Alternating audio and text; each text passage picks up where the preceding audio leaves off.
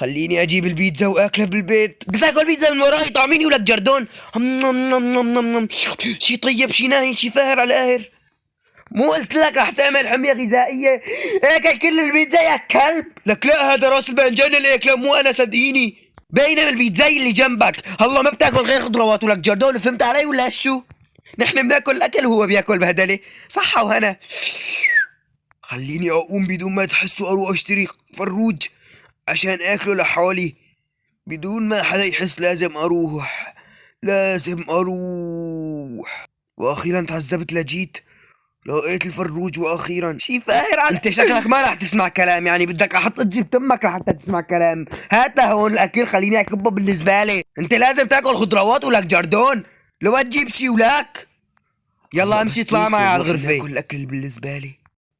يلا ارقد يا قصدي جيري، خلينا نرقد ناكل الاكل.